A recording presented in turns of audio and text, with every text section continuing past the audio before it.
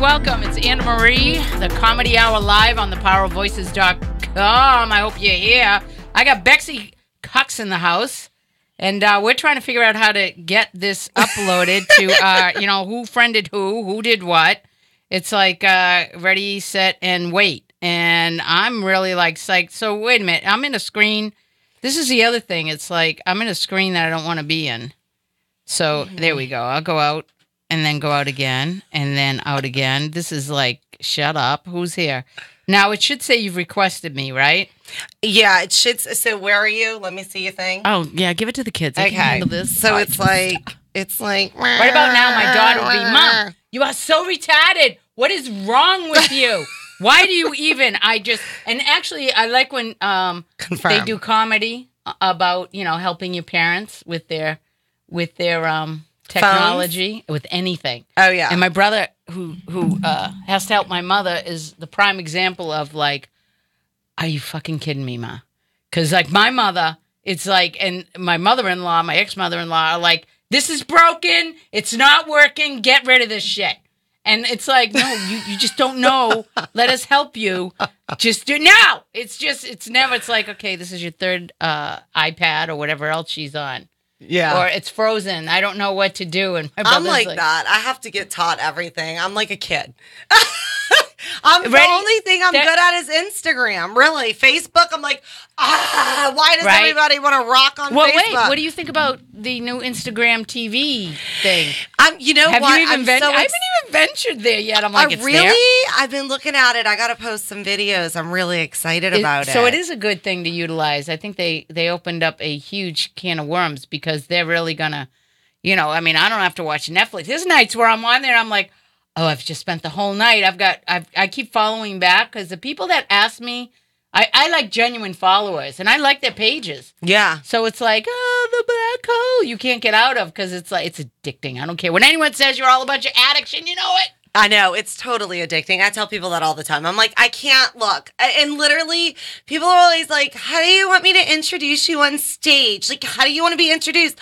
I'm so over being like, well, I just did this. I just did that. So now I'm just like, just be like, it's Betsy. She's blinging Betsy on Instagram. You can find her there all day, every day. Right. Keep it simple. Keep it simple. And I know. That's what I do. Okay, you had to have gotten a lot of flack about the last name Cox.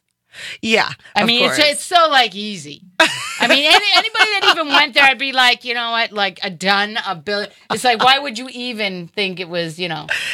But you're like, so original. What's the Cox joke? No. Yeah. What was it, Washington? There's 19 of us in here without Cox because Cox went missing, and they're like, what, are you shitting me? And it's the punchline of that was where the term "what are you shitting me" originally came from.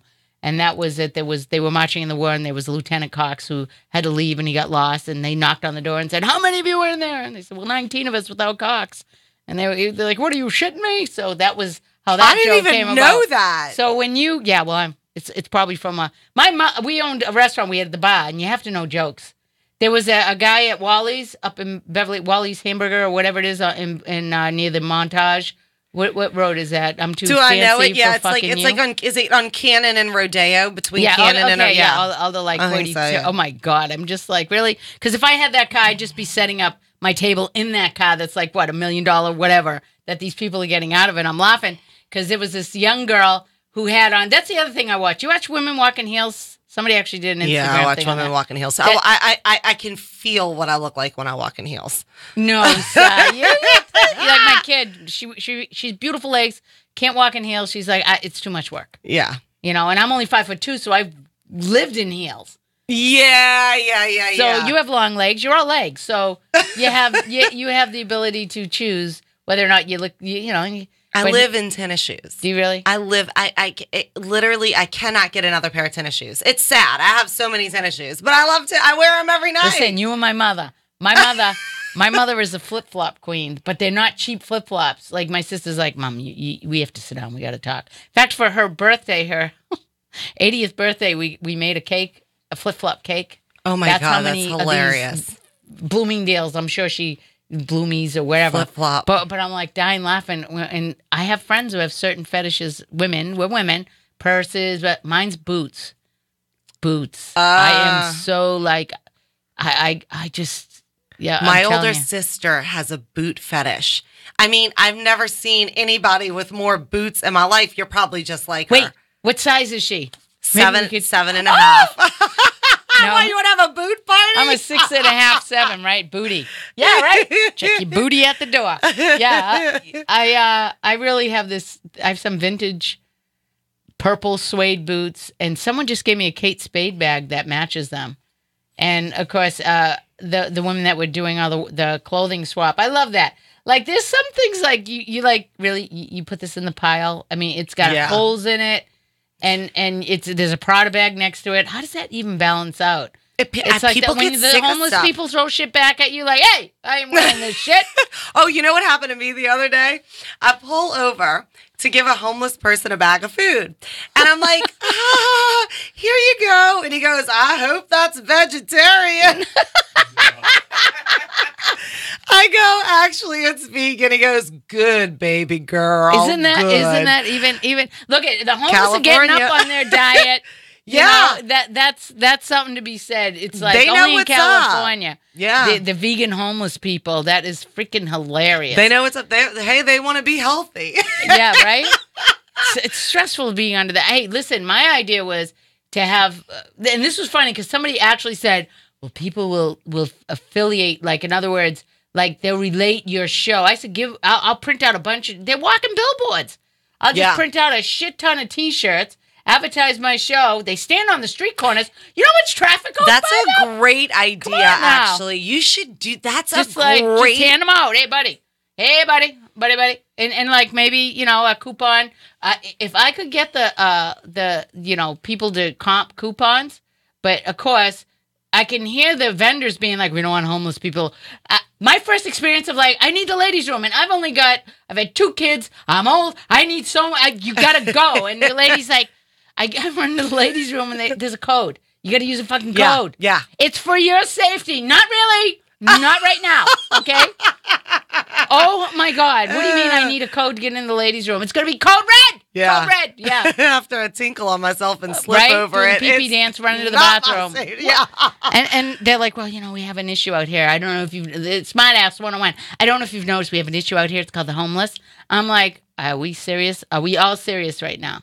It's crazy. You know, it is. I always think like there's gotta be something we can do. Like people are like mad at people who do drugs, you know, but we should get them off the street. I always feel in my heart like we should have some kind of government, but we should legally just give them the amount of controlled drugs and let them clean the streets here, you know, and build like a dorm for them. It's even if people do drugs, it's, you know, it's sad because they're not bad. It's just they have a damn problem. There's a few things that have posted about these. I forget what was it, Seattle.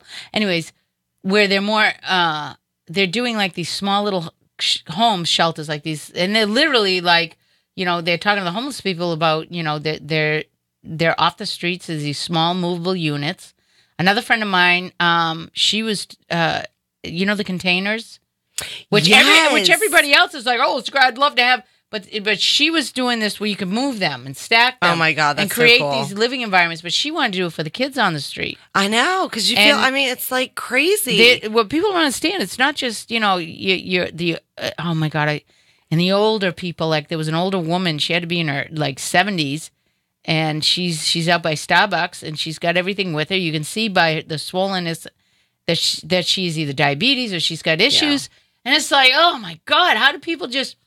And, you know, somebody's gotten out of $1 million car. I know. I'd never be rich. I'd give it all away. I would just be so yeah, no, I mean, so bad at that. I don't think I'd be good at being rich. I was really trying to be good and listen to. Let me ask you this: have you played? Yeah, I guess that's what you use. Performed at any very upscale casinos and stuff like that? I have not performed at an upscale casino yet. Isn't that interesting? Yeah, because I know they do have comedy acts that are in that. And somebody said, you know, like the comedy places, not because some of them are kind of scary to go to. And, you know, where they are, I go, well, that's just L.A. I mean, you know, You turn like a corner what, the in LA. Morongo? Yeah, it's like Scary. okay. It's like we always ask. Yeah. How's the parking? What route am I going to have to? Because that's the only thing I know is the only thing I care about is can I park? You know what I'm thinking? Well, the only casino, and I don't think there's a comedy show there that I can think of, is the Larry Flint one. Oh, really? I used to live down the street from it when I first He had a moved here. casino? It's in Compton. He still has it. It's right by. I lived in Compton when I first moved here. I thought it was paradise. They're like, wait, you live in Compton? I'm like, well, I mean, I'm from New Orleans. It's very nice. Like, right? Yeah. Yeah, being from New Orleans, it's like, how long have you been in LA? Oh my God, forever. For like probably 13 plus years. Okay, you kid you. When did you start comedy? About 13 years ago? You know, I did it when I was younger. And then I had this, like, a family incident. And I was like, nothing's funny anymore. I just don't want to do comedy. And then I took a break. And then I kind of, like, would do a room here or there for, like, a couple of months. And then I was like, do I want to get back in? I mean, I've always done comedy. Stand-up is what I'm talking about. And then I just, this year decided to go full force. You also do characters. Yeah, I do characters. And I do sketch. I saw. Oh, my God. I saw, well... I watched a few of them. The woman, was she the fortune teller? What was she doing? The one with the wig. And then there was one, the voices better leave me alone today. Oh, yeah. This is a me day. Oh, yeah. Like, oh, my God, that's so beautiful when you can unleash. And it really is that. It's being willing to be that creative and open about things that people probably just, they say the confidence to be you, to have that fun. Yeah. Yeah. You know what? I had to go to a child psychiatrist and get evaluated when I was like 6 to 8 because my mom thought that I was crazy because how people had like an imaginary friend. I just created a character and her name was Kiniko and I changed my voice and I called my mom Miss Helen and she was like, okay, Betsy, come back. And I'm like, Miss Helen, like this is not Betsy. She started freaking out because I would just keep the character going for days. No entertainers in your family? No, I mean, my dad's like a musician, but in New Orleans, just like played in a band locally. But my mom's an entertainer. My stepdad and me entertained the whole family in the kitchen. I mean, that's awesome, though. And wait, so you also, there's something, and somebody had said, when you're, I forget what comedian, being pretty and being a comic, it's like, it can be a little bit of a edge. Yeah, I think you could, what it is, I guess, I remember when I was younger and I was trying to get this agent because he represented this huge person on Saturday Night Live. And I was like, ooh, and she played like a character that I liked watching growing up. And I met with him and he's like, okay, first of all, and this is like me being really young. And I'm like, okay, I really want to let you know, I know who you represented. And that's who I want to be. And he's like, you will never be on Saturday Night Live. He goes, pretty girls will never make it on that show. Oh, spank. And look at today. And he's like, think sitcom. Think like Friends. And this is when Friends was hot. Think Friends. Like start working out, get a body. And I was like, that's interesting. But you know what? Who knew that reality was going to take over the world? And we were going to have the craziest listen. I'm amazed at what people are willing to entertain themselves with, what they call entertainment. It's like you really, and I watch everything. All you comedians out there, I'm on Instagram, and I really study where the similarities are. This is like going to school for me, having the comedians I've had on my show, as I've said. But I have an appreciation for the comedians that are stepping outside that what everyone else is doing as far as like setting up a clip, because the content is all around the same things. Yeah. Some of the it seems like one long clip of a bunch of group of friends who kind of do like the idea of being break up, bay this or bay that, and they're brilliant comics. But I'm like, something's got to break. Something's got to, and then up popped Will Smith. And it was like, this is how to do it. He actually created almost like his own little series. He did. And of course he has 1 billion followers. It's not like he had to build a following, but he keeps it so fresh, so real, the variety of what it's interesting. It's constantly He's a genius, right? And because not only that, but he's also like one of the best actors. Like I'm sorry, did you see that movie? Well, I can't even think of it. When he has the kid, he's homeless. Yes, trying to get the first thing I thought of. Oh my god, I'm like, this guy is like rapper, like, you know what I mean, like music, like he does it all. And to hear how where his, he talks about how he was brought out here. How his life got really huge. I mean, Prince of Bel-Air. I mean, I remember my kids watched that. I mean, it was just, he appealed to everybody. Oh my God, I watched that as a kid. Everybody was obsessed with that show. And Independence Day came out. He was like, you just liked him and everything. Tom Hanks. To me, he's the black Tom Hanks. Does that make sense? I don't want to get hate mail, but he has the same no matter what you would put him in. Yeah. But you have this likability thing. Totally. I totally get it. He's like the branded, lovable guy that you feel like is like your best friend. But and you root for him no matter what he's in. And when you saw him in that role, and he was so intense. And it was like, now that I understand comedy, it makes perfect sense to me. Because it's the hardest venue to maintain up here. It is. It's this a lot of work. This is where the endurance is, people. People don't realize. It's a lot of work, and it's never sleeping because your brain doesn't stop. Because you constantly, I'm like, wake up like this at 2 a.m. Oh my God, getting my phone out in the dark. I'm trying to I figured that joke out, and then I'm like, I gotta go do it tomorrow night. I mean, it's just never sleep. You can't. Sometimes I'll wake up in the middle of doing my set and rewriting stuff all night. Oh my God, that's hilarious. Crazy.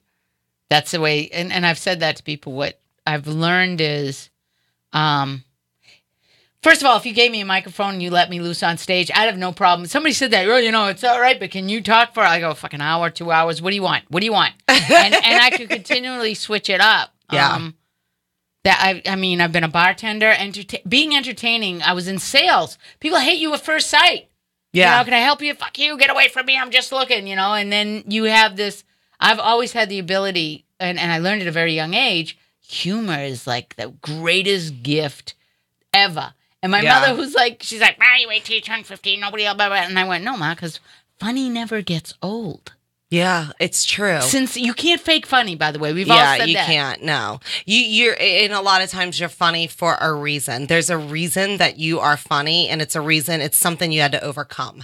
Do you know what I mean? Like, seriously? I overcame poverty, and it was like destroyingly embarrassing, and I could cry all day that my mom put us in Catholic school, and she reduced tuition, free lunch. We had to go to the food pantry after school, at the school. I was like, Yeah, but but overcoming that, I had to be a funny person to be accepted because people made fun of me, and my mom was cursing everybody out in the middle, all over in front of the school. I finally got the courage to talk to the 5'2" guy in my 3rd grade class that I was obsessed with. Oh, that's hilarious. Like 5th grade. And he's like, I saw your mom this morning cursing some guy out.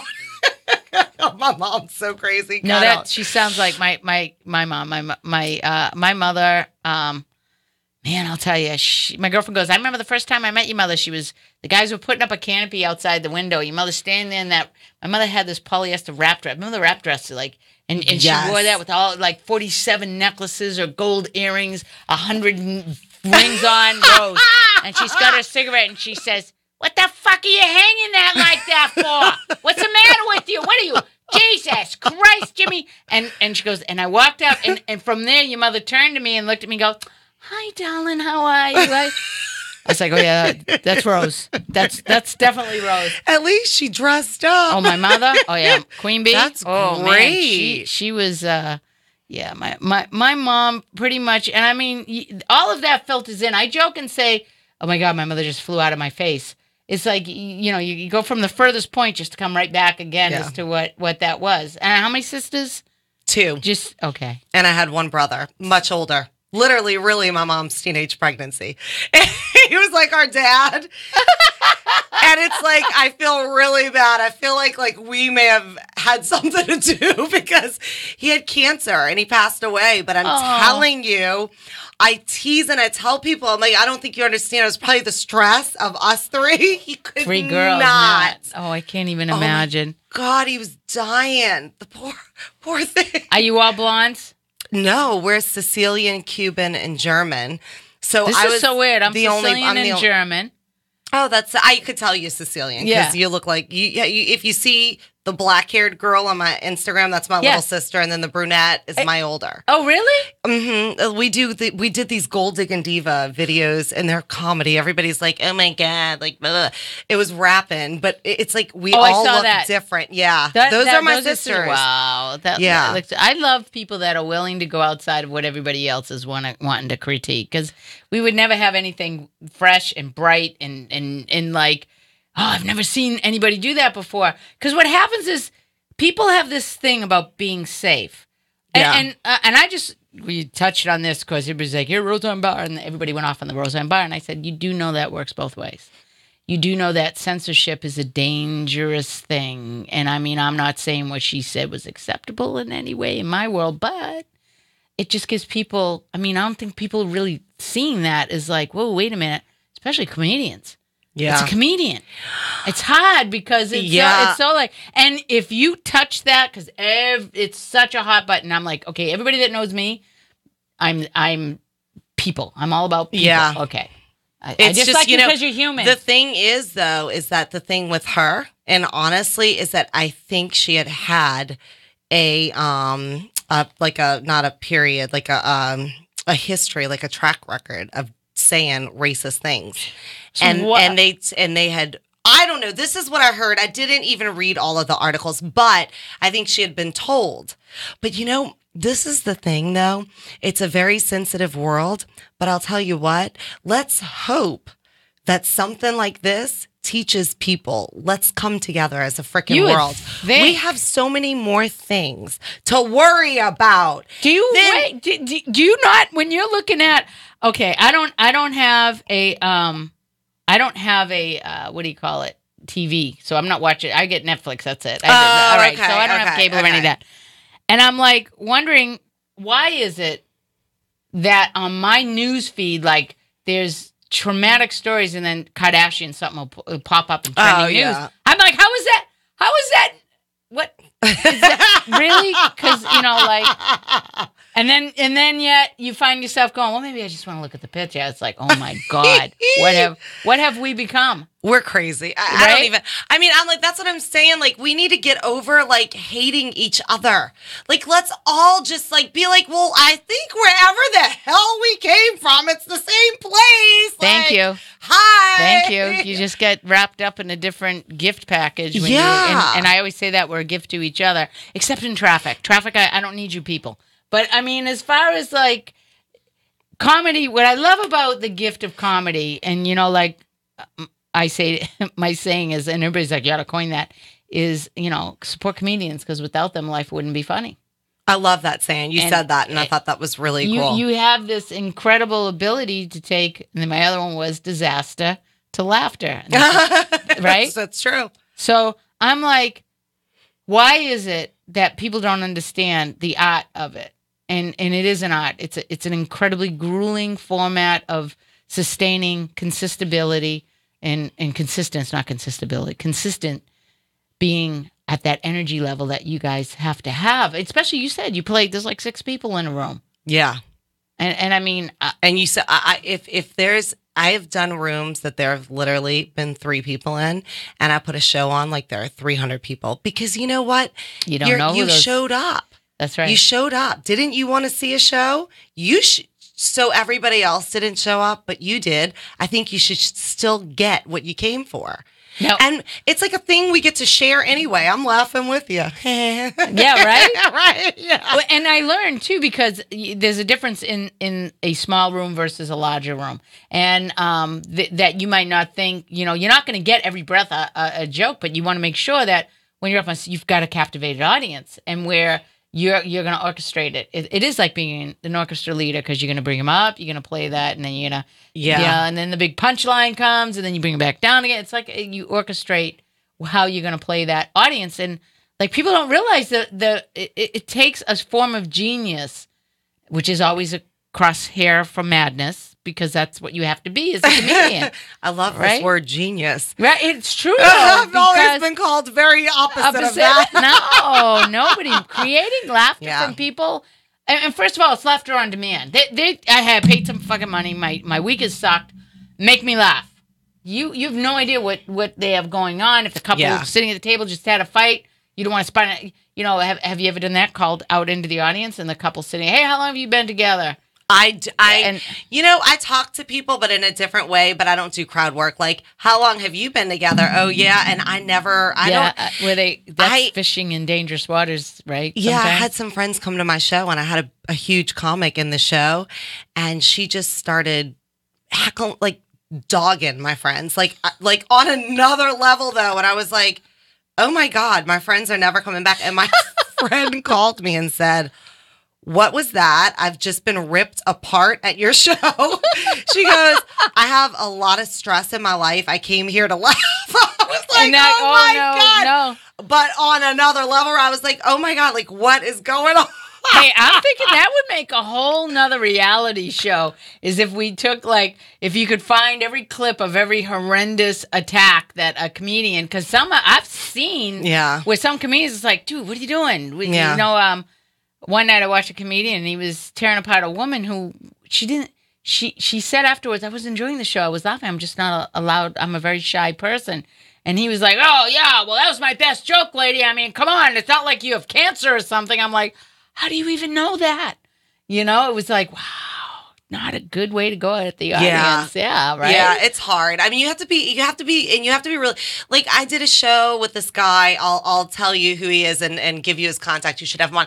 He did the funniest crowd work I've ever seen in my life, where he had everybody literally tinkling in their pants. I was on the floor. I'm like, oh my God. I love that kind of, I love that when you laugh.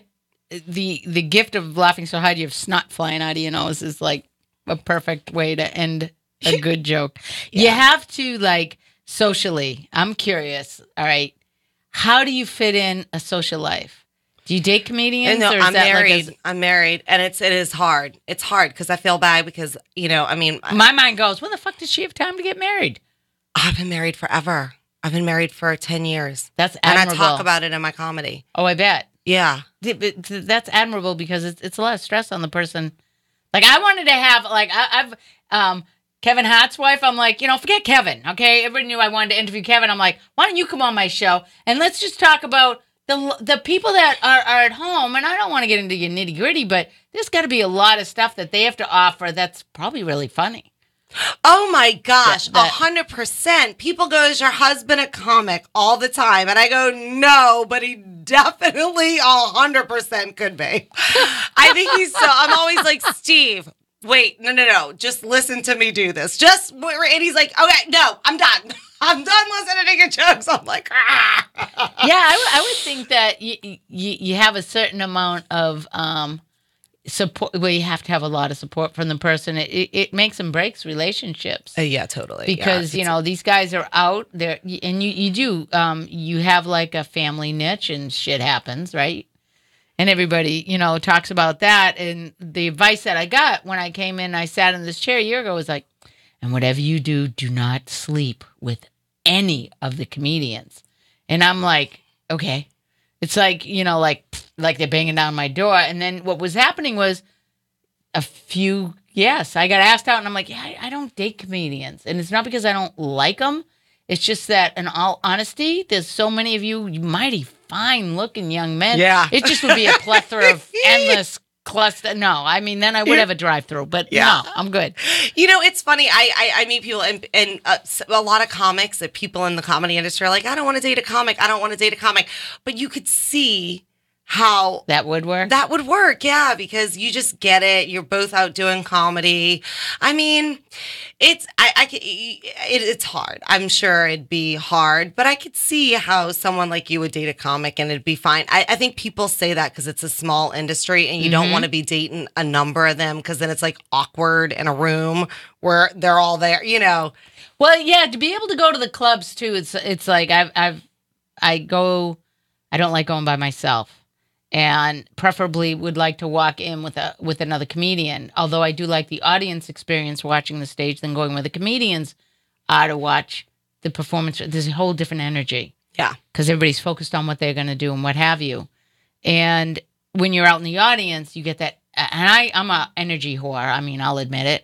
And to sit in that, wherever there's a big arena. I mean, I don't think people realize just how much good that does your body if you go to something where the vibe is like vibrating on that high of laughter and enjoyment, music or whatever. But when you sit and you watch the comedians from where the audience standpoint is, it really is because, for me, like I said, this is a whole different way of seeing comedy after talking to you comedians that I'm like, oh yeah, I see what he did there. I understand what that was.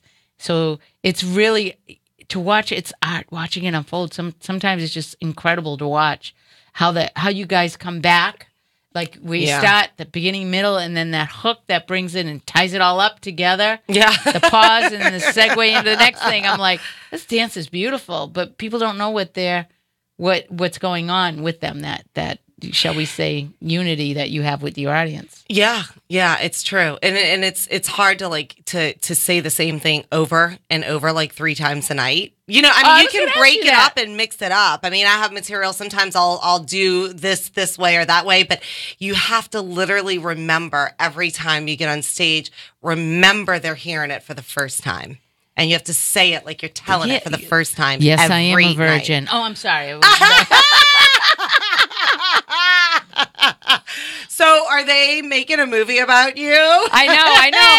Somebody 40-year-old versions. Somebody said to me, you got in LA, I'd said something about, my life would make a movie. And they said, uh-oh, now you're really LA. And I said, what does that mean? Everyone's got to move. If you talk to people, I'm writing a book, I'm doing a script, I'm doing this. And I'm like, it's a lot of energy out here. And you wish that in the world that we live in, that all that we were born to do, let's create and let's love. Because, I mean, we are creators. I mean, if you look at just one of those putting up a building and the speed frames where everything goes really fast. Yeah. I think we create just your comedy is creating. Oh, 100%. Even fashion, creating clothes, jewelry.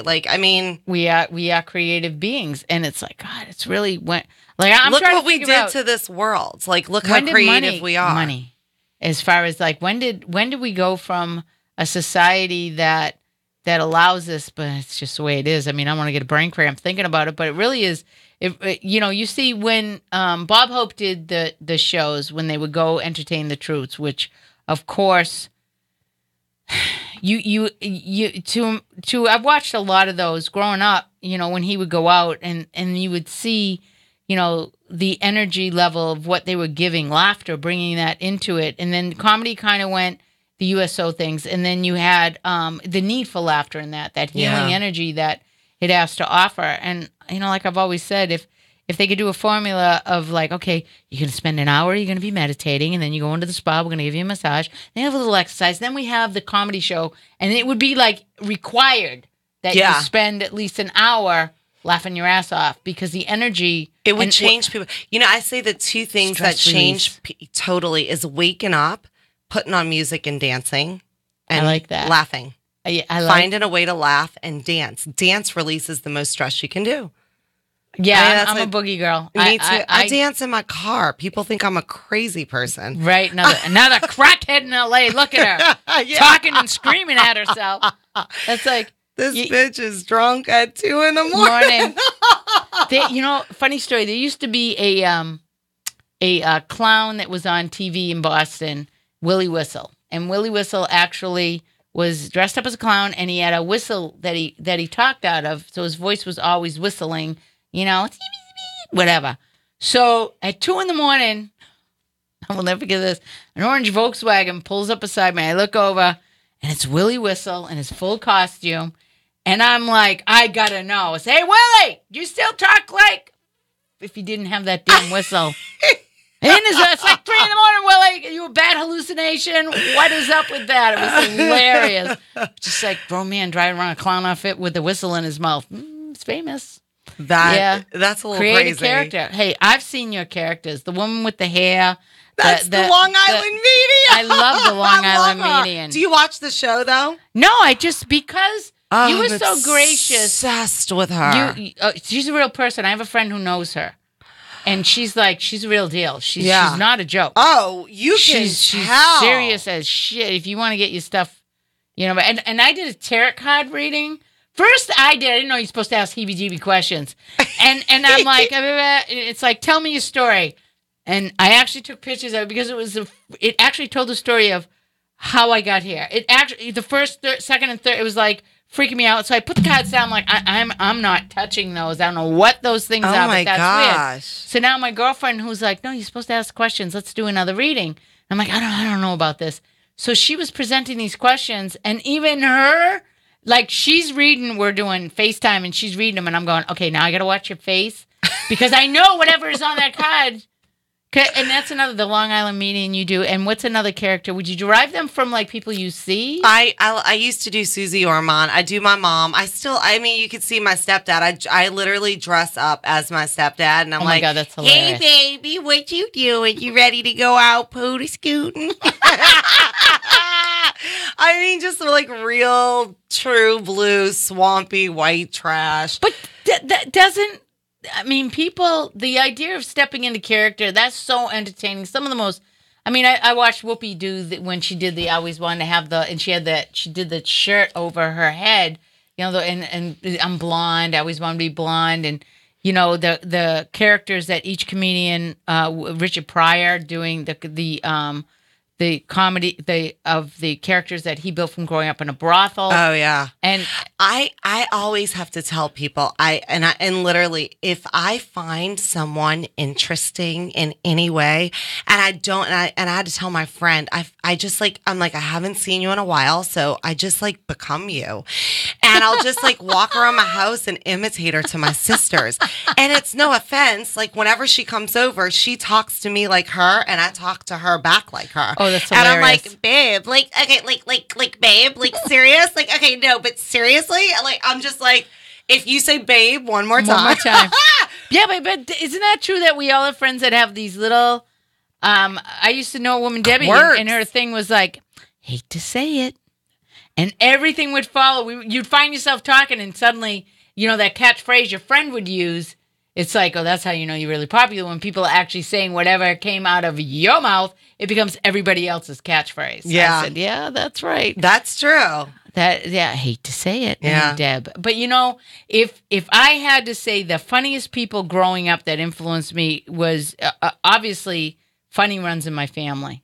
If you had to sit at the table between my sister Natalie is the comedian that will actually joke about herself. She actually said to me about dating younger men. She said, I really don't. I could never be naked in front of somebody that, for God's sakes, Anna Marie, I blindfold my vibrator. And I was like, that so is hilarious. Funny. She's like, yes, you know how it is. I've been married a long time. God knows when the next route is going to come with him. And I dress him up. He's like the mystery date of the week. I'm like, oh my God, that's just stop. But the idea of being able to make fun of yourself, and the idea, that comedian, and like you said, to be able to take your disaster, turning into laughter, growing up like that. Oh, yeah. I get on survival. Stage and imitate my entire family, and I'm sure I'm out there making the world feel a lot better about their life. That's what you do. I've run into that where a comedian or someone has said, we used to have a show called You're Not Alone, and one of the ones was like, yeah, Dad was an alcoholic and I got beat and and I'm like, yeah, normal childhood. That's so true. Yeah, it's like nobody's here not overcoming something. Yeah. That, overcoming your childhood. Somebody said that. And if you can work it into like the idea of being funny, where now when I hear comedians and I'm like, wow, that's truth. What that guy's talking about is actually truth as far as where they came from and what they survived. And instead of taking it down the path of being angry, because, that's very easy. That's do very that. Easy.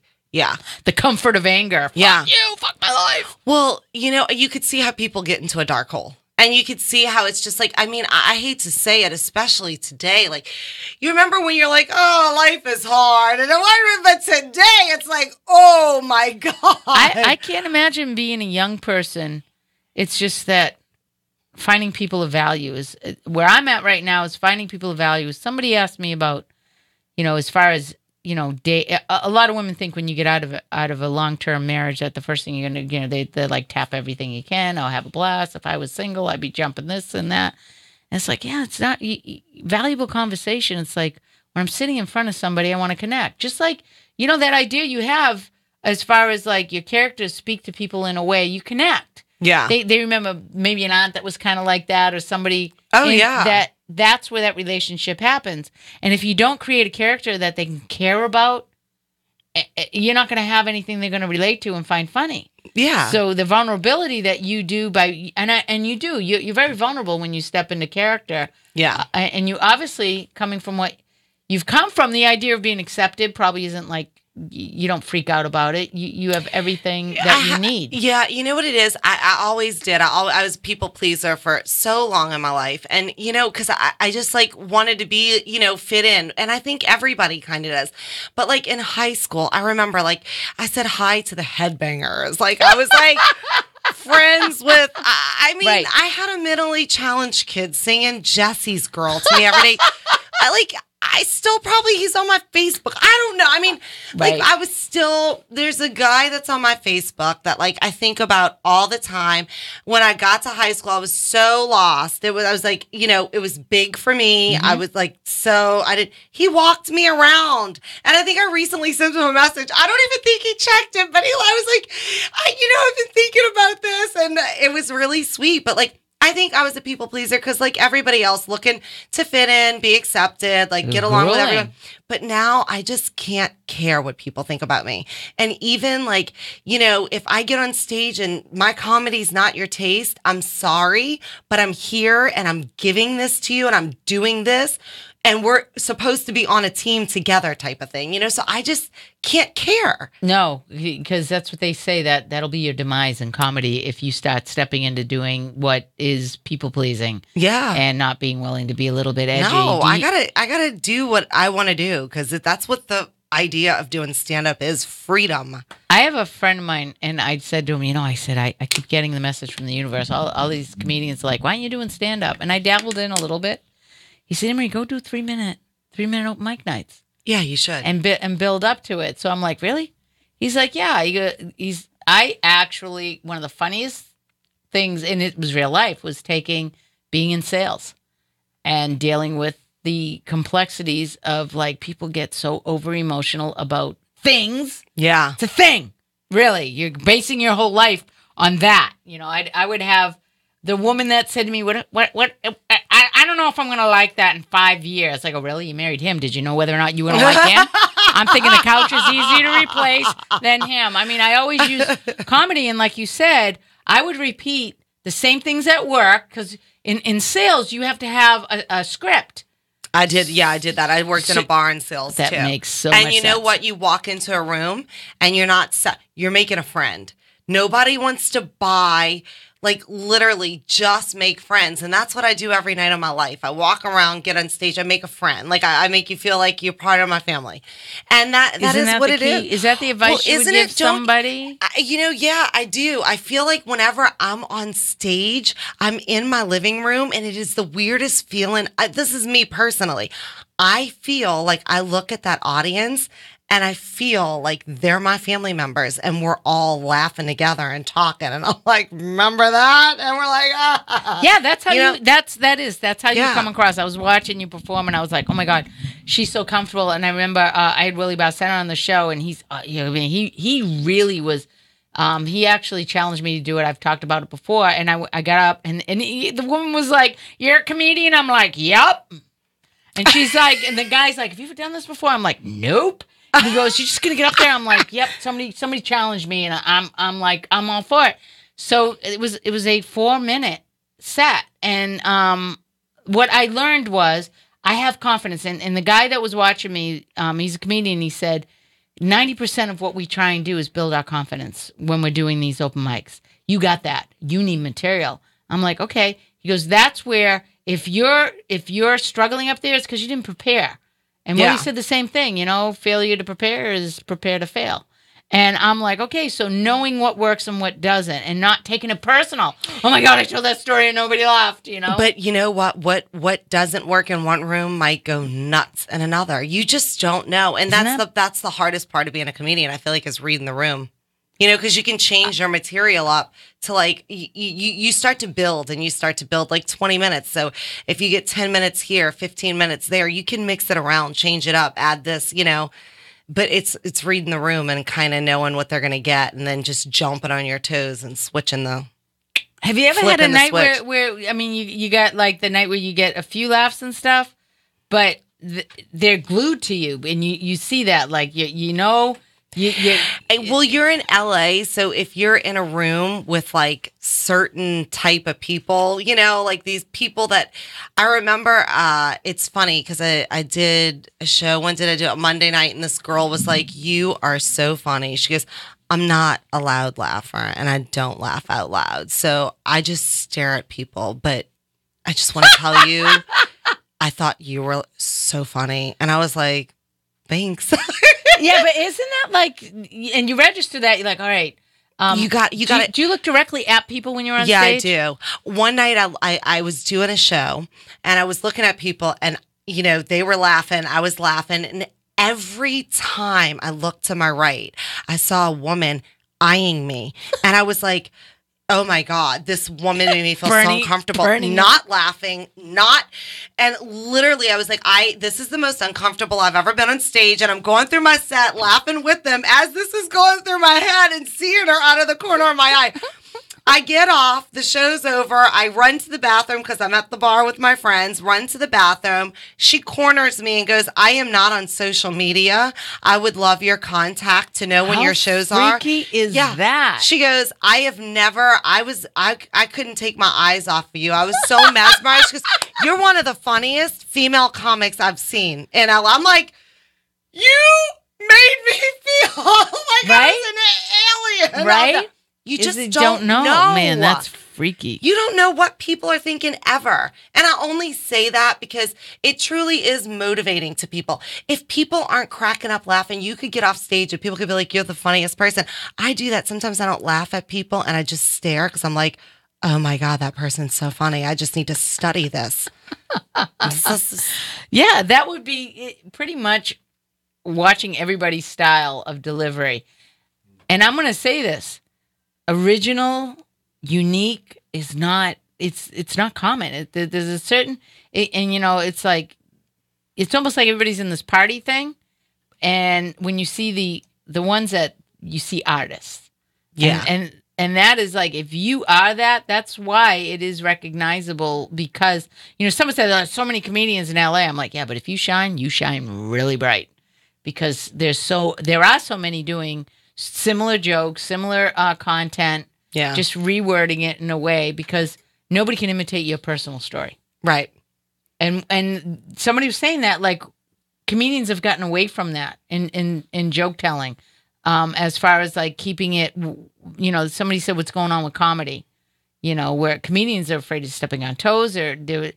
I'm like, well, most of the biggest comedians I ever fell in love with told their story in a way that nobody could. And their original, that's what set them apart. That's why they were who they were because... Look at Lisa Lampanelli. She's not stepping. She's stomping on toes through the entire crowd. She's amazing. But nobody amazing. Could do... Nobody else could do what she does. Not the way she does it. Not the way she does it. No, she's like a one of a kind. And to me, she'll go down in history. Yeah, for being able to take it to a level that, you know... It's really kind of funny. Are you familiar at all, Joan Rivers stuff? I've actually, before he passed away, Charlie McCann, he used to do all the voices like Cuckoo for Cocoa Pops. He was, he used to sit at Crave and here in LA. And I just sat, he says to me, and I'm just talking to him. And he said to me, are you a comedian? And I said, no. He said, you know, if they ever do a Broadway play on My Dearest Friend, you should study and go up for the part. You have the same mannerisms, the way you talk, your energy. And I'm like, who? And he said, Joan Rivers. And I was like, oh my God, that's the greatest compliment ever. That's the greatest compliment ever. But I was like, maybe there is something to this. Yeah. You have, like I said, you Instagram people. I know we're winding down the show. How many minutes I got there, Mr. Lee? About 5. I know that you're performing locally by you got Thursday night show at the Laugh Factory. I'm so excited about that. I still want to go to that. Do you want to come? I can put you on my VIP list. I do want to go. If you guys want to come. What time is your show? You should be there at about 7:10 just to be safe because it starts at like 7:30 and then there's the mob scene. Yeah, I've seen it. Yeah, it'll be crazy. To Sunday Chocolate Sunday. Sundays. Oh, what I would do to be on that show. I want to be on that show. That Ron G. Yeah. Runs. That's an amazing. Yeah, Chris Spencer. Chris Spencer. I was at Buddy Lewis's birthday party, his 55th birthday party. And Chris Spencer come up to me. He's like, "Hey, I'm Chris Spencer," and I'm like, "Hey, we know." I'm like, first of all, I've been DMing him forever, and he was like, "Your show's too far away," and he's like, "Oh, how do you know me?" And I'm like, "I'm the lady that keeps asking you to be on my radio show, and you say it's too far." He goes, "Where is it?" So I tell him where we are, and he goes, "Yeah." He goes, "But you know what? Maybe," he says, "if I'm promoting something, I'll come on the show." Tony Rock was coming off. I was at Neem Lynn's birthday party. He's like, "Hey, I know who you are. I'm going to do your radio show." He's been touring. He goes, "When I come out," and to me, I was like, "He knows who I am? Really? You're going to do my show?" And then I'm like, you know how if you could play where the person is like twilighting in their head and they're in your movie scene, I'm like, there's a part of me that wants to like rock it out of the park and have a show that Nick. I'm sorry. Oh yeah, you were too busy. Remember when you were too busy to be able to say that to like a lot of that. And it's just like having the patience. There's a lot of that. Everything you know is that, patience. Right? Did you get to a point? I know. I'm an actress too, so I've auditioned. A girlfriend and I were just having this talk. How there's no, like, you could audition all day, every day. There's no rhyme or reason, and there's no. You could either make it or you could not. You could book it or you could not. And there's nothing good that comes out of it. But doing stand up, if you work hard, you keep going, you just keep booking shows and it just comes, So it's like, that's why I like this. But yeah, no, I really do think you put it out there what you want and it all comes back. Yeah, that the law of attraction, manifesting and all that. Listen, if I listen to one more guru in my head while you're sleeping, your subconscious is working busy to give me a better life. And then at about 12 o'clock, I'm like, where the is it? You know, as far as being... while I'm sleeping, I'm not really sleeping. It's like my I'm subconscious, thinking. Right? I wish. Yeah, sometimes I sleep, but I'll just jump up. Well, yeah, I understand that. I wrote a song when I first came out here, and I said, I couldn't get the riff out of my head. And it must be what happens to you guys when you write. It's like, the words come, and then it's like, where's the pen? Where's the pen? I got to write this down. And then it's just, you don't even know what you're writing until you're done. You have an idea, and then something takes over that energy, and then you read it back, and you're like, oh my God, this is hilarious. I just got to work it a little bit. Yeah. Right? Yep. Like you'll see something during the day, and you don't even know you registered it, right? And then you're sitting there going, oh my God, that wouldn't that be hilarious? Is that how you write? Yeah. Or I'm listening to the radio, or I'm on a road trip, like when I went to Arizona, and I'm like, oh my God, I hear a song, and I'm like, yeah, right, Ed Sheeran, you look perfect tonight, which I love the song, but I'm thinking like, what guy says this? And I'm immediately think of my husband, and I wrote a joke. I'm like, no, the day after I got married, my husband never looked me in the eye like on the wedding day again. You better get that shit on tape. That whole thing, right? Right. Yeah. And cut. Yeah. Honey, was that good for you? Yeah, I know. It's amazing, isn't it? They had, a friend of mine was talking about, get earthquakes. And I'm standing up, doing a job in this house that's up on the hill, and you see all of the valley in front of you. And I'm talking to one of the workers there, and he's soundbreaking. And I said, hey, if there's an earthquake and the whole California was going to fall into the sea, we could see that from here. I said, my friend is like, sell air balloons. You know how long it takes to blow up an air balloon? By then you're gone. I'm thinking jetpacks, and this guy's just eating his lunch, and he looks at me.